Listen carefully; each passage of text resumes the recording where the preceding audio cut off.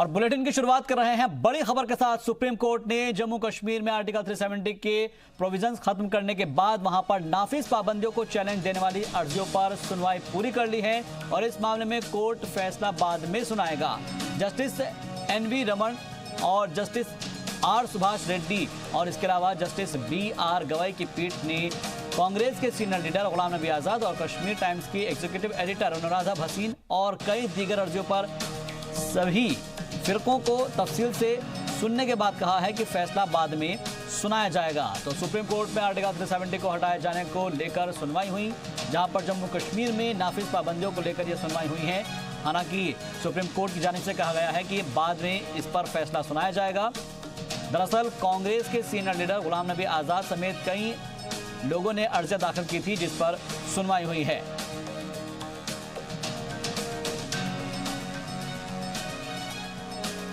इस वक्त की बड़ी और अहम खबर एक मरतबा आपको फिर से बता देते हैं कि सुप्रीम कोर्ट ने जम्मू कश्मीर में आर्टिकल 370 के प्रोविजंस खत्म करने के बाद वहां पर नाफिज पाबंदियों को चैलेंज देने वाली अर्जियों पर सुनवाई पूरी कर ली है और इस मामले में कोर्ट बाद में फैसला सुनाएगा। आपको ये बता दें कि कांग्रेस के सीनियर लीडर गुलाम नबी आजाद और कश्मीर टाइम्स की एग्जीक्यूटिव एडिटर अनुराधा भसीन और इनके अलावा कई दीगर अर्जियों पर सभी फिरकों को तफसील से सुनने के बाद कोर्ट की जानिब से कहा गया है कि फैसला बाद में सुनाया जाएगा। Justice N V Ramana, justice R Subhash Reddy और जस्टिस BR गवाई की बेंच ने ये सुनवाई की है और क्योंकि 370 को चैलेंज किया गया था।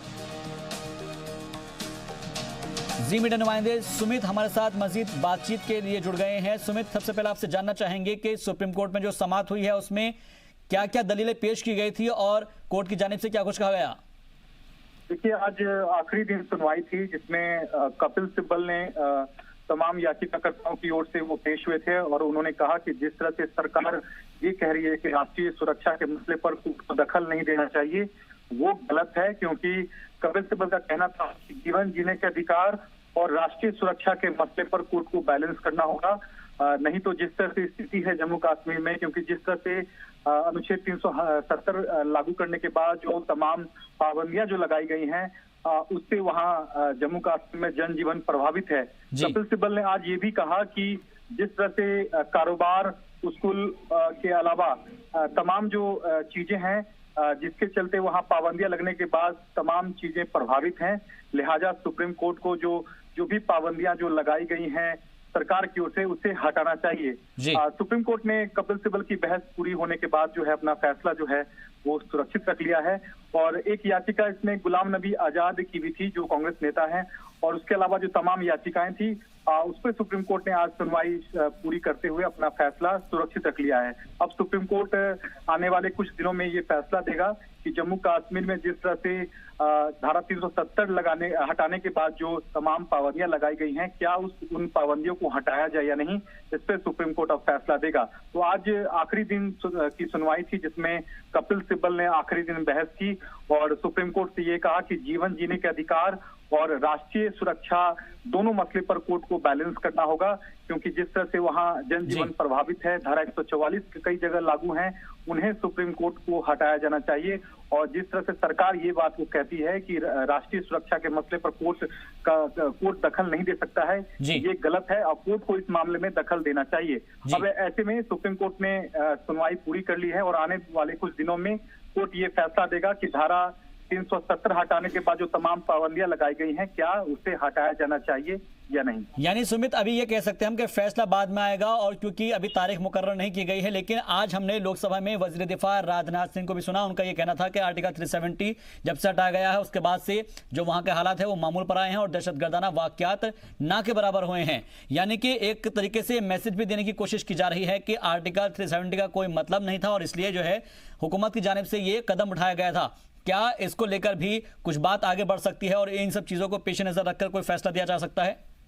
देखिए, सरकार का यहाँ कहना था कि राष्ट्रीय सुरक्षा के मसले पर सरकार ने ये फैसला लिया है कि क्योंकि कुछ ऐसी जगह हैं, सेंसिटिव जगह हैं, जहां इंटरनेट सेवा या फिर फोन सेवा अगर चालू किया जाता है तो वहां आतंकी गतिविधियां जो हैं वो शुरू होती हैं। ये सरकार का यहाँ जो है तर्क था सुप्रीम कोर्ट में। वहीं दूसरी ओर जो याचिकाकर्ता की ओर से कपिल सिब्बल पेश हुए थे, उनका कहना था कि सरकार का ये बात कहना बिल्कुल गलत है, क्योंकि वहां अभी भी ऐसे कुछ इलाके हैं जहां कारोबार, स्कूल के अलावा कई ऐसी चीजें हैं जिन पर अभी भी पाबंदियां लगाई गई हैं, जिससे जनजीवन प्रभावित है। ये तमाम दलीलें आज सुप्रीम कोर्ट में आखिरी दिन दी गई थी। हालांकि सुप्रीम कोर्ट ने सभी पक्षों को सुन लिया है और अपना फैसला जो है वो सुरक्षित रख लिया है। फैसला कब आएगा ये सुप्रीम कोर्ट ने फिलहाल साफ नहीं किया है, लेकिन उम्मीद ये जताई जा रही है कि अगले महीने जो है सुप्रीम कोर्ट इन तमाम पाबंदियों पर जो है अपना फैसला दे सकता है और ये भी साफ कर सकता है कि अभी भी कुछ इलाके में जो धारा 144 है और तमाम जो पाबंदियां लगी गई हैं, क्या उसे हटाया जाना चाहिए या नहीं, इस पर सुप्रीम कोर्ट अपना रुख साफ करेगा फैसले के जरिए। बहुत बहुत शुक्रिया बातचीत के लिए और हमसे बताने के लिए, हमारे नाज़रीन तक ये जो इन्फॉर्मेशन है वो पहुंचाने के लिए सुमिताभ का, कि अब चूंकि सुनवाई पूरी कर ली गई है और फैसला जब सुप्रीम कोर्ट की जानिब से दिया जाएगा तो देखना अहम होगा कि उसके अंदर क्या कुछ कहा जाता है। पाकिस्तानी खुफिया एजेंसी ISI जम्मू कश्मीर में दहशत फैलाने के लिए नई साजिश रच रही है। इंटेलिजेंस एजेंसियों को मिली जानकारी के मुताबिक ISI ने दहशतगर्दों को वादी कश्मीर में हमले तेज करने की हिदायत दी है। इस बार दहशतगर्दों के निशाने पर नए चुने गए 5 सरपंच हैं। जराये के मुताबिक 1 नवंबर को POK में ISI ने जैश, लश्कर और हिजबुल के दहशतगर्दों के साथ एक मीटिंग की थी। माना जा रहा है कि इस मीटिंग के दौरान वादी कश्मीर में दहशतगर्दाना हमले की इस नए मंसूबे को तैयार किया गया है। जराये के मुताबिक ISI ने हिजबुल को 5 सरपंचों की लिस्ट बनाने के साथ साथ उन पुलिस वालों की भी फहरिस्त बनाने का फरमान जारी किया है जो दहशतगर्दों के खिलाफ चल रहे ऑपरेशन में शामिल रहे हैं। यूनियन टेरिटरी जम्मू कश्मीर में बैक टू विलेज प्रोग्राम का दूसरा मरहला जारी है और इस प्रोग्राम का मकसद है दूर दराज के गांवों में रहने वाले लोगों को पेश आ रही दिक्कतों और परेशानियों को दूर करना, यूनियन टेरिटरी में तरक्याती कामों में तेजी लाना और सरकारी मंसूबों का फायदा गरीबों का उनका हक उन तक पहुंचाना। लेकिन आम लोग, खासतौर पर कश्मीरियों की तरक्की की बात हो तो दहशतगर्दों को यह मंजूर नहीं है।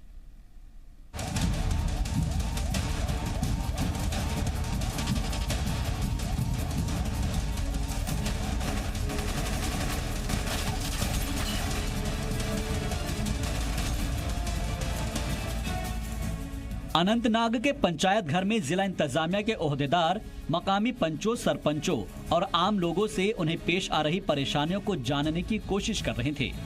मकामी लोग रोजमर्रा की जिंदगी में जिन परेशानियों से होकर गुजरते हैं उन्हें बयां कर रहे थे।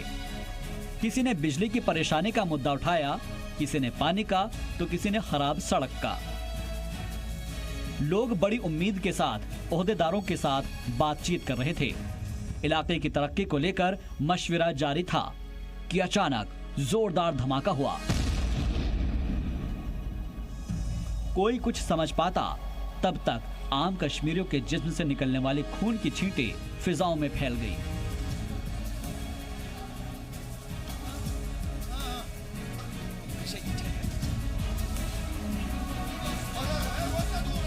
गांव और कस्बों पर हो रही बातचीत देखते ही देखते चीख पुकार में तब्दील हो गई। हमले में एक सरपंच रफीक शाह और महकमा जंगलात के एक ऑफिसर जहूर अहमद शेख यानी कि 2 कश्मीरियों की मौत हो गई और 2 दीगर जख्मी हो गए। जख्मियों में मंजूर पर्रे की हालत संगीन बनी हुई है। कुछ देर में ही साफ हो गया कि पंचायत घर पर दहशतगर्दों ने ग्रेनेड हमला किया है।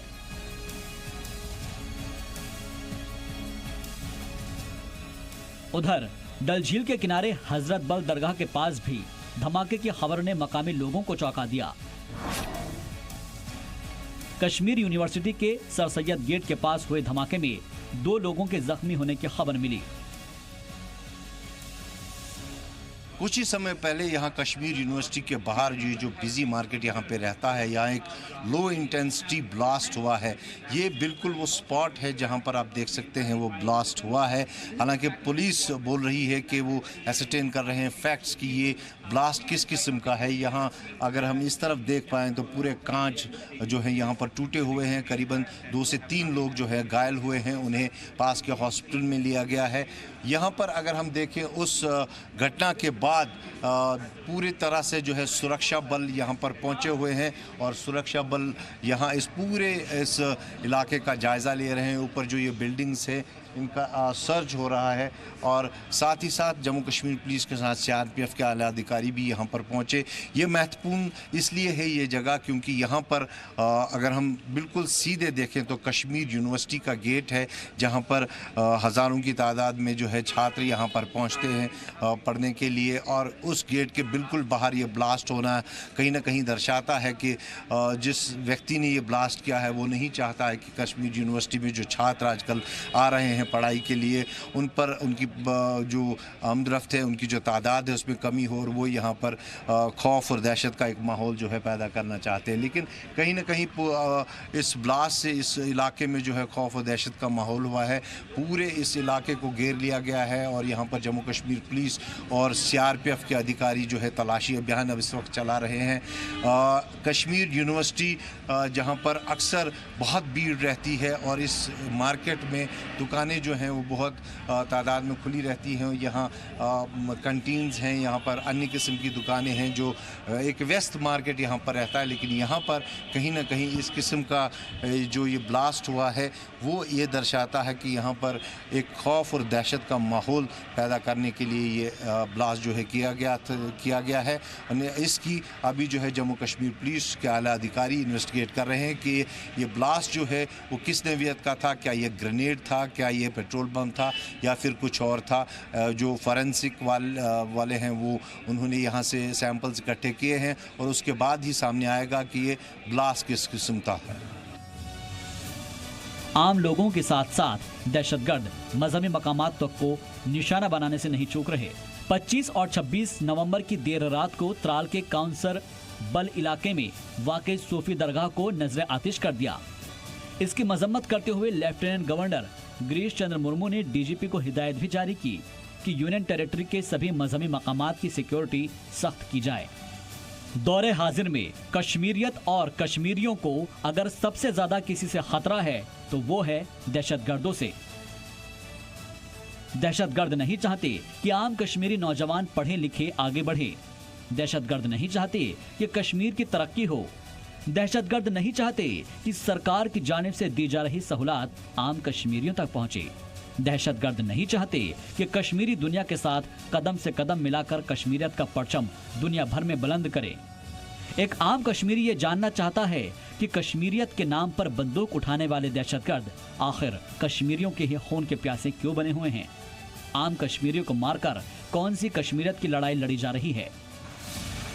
इसका जवाब किसी के पास नहीं है, क्योंकि उन्हें दहशत की ही जबान समझ में आती है। उन्हें अमन चैन, भाईचारे, तालीम और तरक्की और कश्मीरियत की समझ ही नहीं है। ब्यूरो रिपोर्ट, जी सलाम। अब आपको उसी अनंतनाग की दूसरी तस्वीर दिखाते हैं, जहां दहशतगर्दाना हमले में जान गंवा देने वाले महकमा ज़राअत के ओहदेदार शेख ज़हूर की उनके आवाई गांव में आखिरी रस्मात अदा की गई। इस दौरान कसीर तादाद में मकामी लोग मौजूद रहे। वहीं अनंतनाग इंतजामिया के ऑफिसर्स का हौसला बुलंद है। डीसी खालिद जहांगीर ने भी कहा है कि किसी भी हाल में प्रोग्राम बंद नहीं होगा और सख्त हिफाजती इंतजाम के बीच बैक टू विलेज प्रोग्राम जारी रखा गया। सबसे पहले तो इजहार ताज़ियत करता हूँ मैं। वो जो एक हमारे साथी ज़हूर अहमद शेख, उनकी वफ़ात हो गई और दूसरे सरपंच साहब सईद रफ़ीक, उनकी भी वफ़ात हुई। तो उनके ख़ानदान, उनके अहले खाना से, सोगवार ख़ानदानों से मैं इजहार ताज़ियत भी करता हूँ और इजहार हमदर्दी भी। सारा सरकारी अमला जो है, ज़िला इंतज़ामिया, इन दोनों ख़ानदानों के दुख में बराबर शरीक है। और जहाँ तक बैक टू विलेज 2 का सवाल है, तो आपने खुद ही कहा कि आज भी जो है वो सब जगह प्रोग्राम चल रहे हैं और लोगों ने उसमें शिरकत भी की है। तो ये लोगों को मुबारकबाद है, वो इस प्रोग्राम की इफादियत को भी समझ रहे हैं और उनको लग रहा है कि जो सरकारी मशीनरी है जो कि अक्सर लोगों को उन तक पहुंचना पड़ता था, दफातर में चलना पड़ता था, डेपुटेशन लेके जाना पड़ता था, आज सरकारी मशीनरी उनकी दहलीज पे जा रही है। तो ये एक बेहतरीन मौका है कि जिसमें सरकारी मशीनरी लोगों की मुश्किलात का इजाला करती है, उनके मसाइल को समझती है, उनकी तकलीफों को देखती है और उसमें से जितना उनके हद इख्तियार में होता है उनको हल भी करती है। जम्मू कश्मीर के पुलवामा में मारे गए हिजबुल मुजाहिदीन के दहशतगर्द इरफान शेख के मारे जाने के बाद वहां पर चौकसी बढ़ा दी गई है। फौज के मुताबिक इरफान के मारे जाने से पुलवामा में अमन बहाली को मदद मिलेगी और अब यहां के कारोबारी बेखौफ होकर अपना काम कर सकते हैं। वहीं फौज के जराये की माने तो दहशतगर्दों के खिलाफ मुहिम अब भी जारी है। बता दें कि सिक्योरिटी फोर्सेस और दहशतगर्दों के बीच पीर की शाम को मुठभेड़ हुई थी, जो मंगल तक सुबह में जारी रही। इस एनकाउंटर में सिक्योरिटी फोर्सेस ने हिजबुल मुजाहिदीन के 2 दहशतगर्दों को ढेर कर दिया था, जिनकी शिनाख्त इरफान अहमद और आज़ाद अहमद के तौर पर हुई है। दोनों ही पुलवामा जिले के रहने वाले हैं और इलाके में कई दहशतगर्दाना वारदात में शामिल थे। चलिए बढ़ते आगे। ईडी ने मंगल को टेरर फंडिंग मामले में कश्मीर के कारोबारी जहूर अहमद शाह वटाली और उसके अहले खाना के मेम्बरान से जुड़ी हुई 6 करोड़ 20 लाख रुपए के गैर मनकुला इमलाक को कब्जे में ले लिया है। ये इमलाक जमीन के पार्सल के तौर पर हैं और ये जम्मू कश्मीर के गाँव और इसके अलावा गोरीपारा, तहसील नरबल, जिला बडगाम में मौजूद हैं। आर्टिकल 370 हटने और मरकज के जेर इंतजाम आने के बाद से जम्मू कश्मीर में तरक्की की नई कहानी लिखी जा रही है। वादी कश्मीर के गांवों तक तरक्की की रोशनी ले जाने के लिए जम्मू कश्मीर इंतजामिया ने एक बार फिर से तेजी दिखाई है। जम्मू कश्मीर सरकार के 5000 अफसर 4500 से ज्यादा ग्राम पंचायतों में जाकर गांव के लोगों की परेशानियां सुन रहे हैं। 27,000 करोड़ रुपए की मदद से वादी के हजारों गांवों में तरक्की की नींव रखने की तैयारी है। आर्टिकल 370 हटने और मरकज के जेर इंतजाम रियासत बनने के बाद से जम्मू कश्मीर में तरक्की की नई धारा बह निकली है। तरक्की की इस लहर से पूरा कश्मीर सैराब हो, इसी के पेश नज़र गांवों को भी इसमें शामिल किया गया है। इसके लिए जम्मू कश्मीर इंतजामिया ने एक पहल की है। इस पहल को नाम दिया गया है बैक टू विलेज, यानी गांव की जानिब। जम्मू कश्मीर के 4500 ग्राम पंचायतों को तरक्की की धारा में लाने के लिए इंतजामिया ने 5000 सरकारी अफसरान को लगाया है। ये अफसरान गांव-गांव जा रहे हैं और वहां के लोगों की शिकायतों को सुन रहे हैं ताकि उनका इजाला किया जा सके। इन अफसरान को तरक्की से जुड़े प्रोजेक्ट्स पर फैसला लेने का भी हक हासिल है, यानी गांव में जिस भी तरक्याती काम की जरूरत है इसका फैसला उन्हें ऑन द स्पॉट करने का हक हासिल है। बैक टू विलेज प्रोजेक्ट के तहत शोपियां के गांव में सरकारी अफसरान पहुंचे। उन्होंने गांव के लोगों से मुलाकात की, उनकी परेशानियां सुनी। लोगों ने भी अफसरान से अपनी परेशानियां बयान की। कुपवाड़ा के गांव में भी सरकारी अफसरान ने गांव के लोगों के बीच पंचायत का एहतमाम किया। इस पंचायत में हर कोई गांव से जुड़ी परेशानियों की बात कर रहा है और इंतजामी अफसरान को आगाह कर रहा था। जनाब से गुजारिश है, यहाँ पे स्कीम जो है वो सुस्त रफ्तारी से अभी तक उसका सिर्फ 30% काम मुकम्मल हो चुका है। गांव के लोगों की परेशानियों को जल्द से जल्द हल करने की यकीन दहानी अफसरान की जानिब से कराई गई। श्रीनगर के डीसी शाहिद चौधरी ने भी श्रीनगर के देही इलाकों में जाकर लोगों से बात की और उनकी परेशानियां सुनी। इंतजामिया और आवाम के बीच किसी किस्म का कोई गैप ना रहे और लोगों के सजेशन लिए जाएं डेवलपमेंट प्लानिंग के लिए। और बहुत सारी पब्लिक ग्रीवांसेस हैं, ये जो हज़ारों की तादाद में लोग इन फंक्शंस में आते हैं, सब के लिए मुमकिन नहीं होता है दफ्तरों में विजिट करना, इसलिए डिस्ट्रिक्ट एडमिनिस्ट्रेशन की तमाम टीम यहाँ पे आ। इंतजामिया को लोगों के घर घर पहुँचाने और पंचायतों को बाअसर बनाने के पैगाम से पूरे जम्मू कश्मीर में बैक टू विलेज के दूसरे मरहले की शुरुआत हुई है, जो 30 नवंबर तक जारी रहेगा। बैक टू विलेज प्रोग्राम का दूसरा मरहला शुरू करने का सरकार का मकसद ये है कि एक एक फर्द को इस स्कीम का फायदा मिल सके, जिन्हें मरकज और मकामी सरकार की जानिब से लोगों की भलाई के लिए चलाया जा रहा है। जिला कुलगाम के आखिरी गांव नंदी मार्ग दमहाल हाजीपुरा में बैक टू विलेज प्रोग्राम के तहत अफसरान पहुंचे। इसमें इलाके के लोगों ने बढ़ चढ़कर हिस्सा लिया। हम ये उम्मीद करते हैं कि जो है हमारे काम जितने भी है ये पूरे हो सकते हैं और पूरे इंशाल्लाह पूरे भी हो जाएंगे। लिहाजा करके हमें यह प्रॉब्लम कभी कभी ऐसी आती है कि जो है टाइम पे कोई काम पूरा होता नहीं, अगर स्टार्टिंग हो जाती है फिर पूरे जल्दी नहीं हो जाती। मेहरबानी करके अगर ये जल्दी से जल्दी पूरा हो जाए तो बहुत शुक्रगुजार होंगे हम, पूरा हुकूमत का भी और प्रशासन का भी और इन अफसर लोगों का भी। बैक टू विलेज प्रोग्राम में बीडीसी के कामयाब उम्मीदवारों ने भी हिस्सा लिया और वो भी अफसरान के साथ गांव के दौरे पर पहुंचे। उन्होंने यहां लोगों से अपील की कि आप इसमें अपना ताउन पेश करें और इस प्रोग्राम को कामयाब बनाएं। जो पंचायतें अपने गाँव के डेवलपमेंट प्लान्स बना रहे हैं वो तो पंचायत को ही बनाना है। इस सिलसिले में दो चीज़ें हैं। इसका आज का थीम जो है हमारी इस पंचायत जो हिली एरियाज़ का, ये how to improve their economy, हम इनकी इक्तिसादी हालात कैसे दुगनी कर लेंगे। इस सिलसिले में ऑल फ्रंट लाइन वर्कर्स यहाँ हैं। हर कोई डिपार्टमेंट अपने अपने स्कीमों के बारे में, पीएम सेंट्रल फ्लैगशिप स्कीम या स्टेट की जो भी स्कीम्स है जिससे लोगों को फ़ायदा होगा वो बताया जा रहा है, और प्रीवियस फेज़ में जो हुआ है कि उसका एक्शन टेकन क्या हुआ है। कुलगाम के डीडीसी शौकत अजीज ने भी जिले के मुख्तलिफ अजला का दौरा किया और बैक टू विलेज प्रोग्राम का जायजा लिया। इस मौके पर जी मीडिया से बात करते हुए उन्होंने कहा कि इस प्रोग्राम का खास मकसद है जिसमें बराह रास्त पंचायत का अमल दखल होगा। मैं हमारे हिंदुस्तान के वज़ीर-ए-आज़म नरेंद्र मोदी जी का शुक्रिया अदा करता हूं कि उन्होंने सरकार को हर गांव में भेजने का फैसला लिया। आज वो ग्राउंड लेवल पे हो रहा है और बहुत सारे लोग ऐसे हैं कि जो कि पूरे साल दफ्तरों के चक्कर काट रहे हैं, फिर भी कोई काम नहीं निकल रहा है वहाँ पे। इंशाल्लाह जो पहला मरहला हो गया, बहुत सारे एस्टिमेटर्स आ चुके हैं, बहुत सारे कामों पे, बहुत सारे जगहों पे आज काम शुरू हो गया। ये दूसरा मरहला है। मैं लोगों से भी गुजारिश करता हूँ बैक टू विलेज में हिस्सा लीजिए ताकि आपके मुश्किलात जो भी है विदिन 2 दिन 10 दिन साल के बाद वो हल हो जाएंगे। बैक टू विलेज प्रोग्राम के दूसरे मरहले के तहत गांदरबल में भी प्रोग्राम जारी है। जिला इंतजामिया के अफसरान ने इस मौके पर गांवों का दौरा किया और आरडीडी के सेक्रेटरी शीतल नंदा ने मुख्तलिफ पंचायतों का दौरा किया। इस दौरान कई जगह से मुख्तलिफ तरक्याती कामों के लिए संग बुनियाद रखा, जिसमें खेल के मैदान, वाटर टैंक और कॉमन सर्विस सेंटर शामिल हैं। इस मौके पर मकामी लोगों ने बड़ी तादाद में शिरकत की। साथ ही अफसरान ने लोगों को मुख्तलिफ स्कीमों के बारे में इत्तलाआत फराहम की जो उनकी रियासती और मरकजी हुकूमत की जानिब से चलाई जा रही है। ब्यूरो रिपोर्ट, जी मीडिया।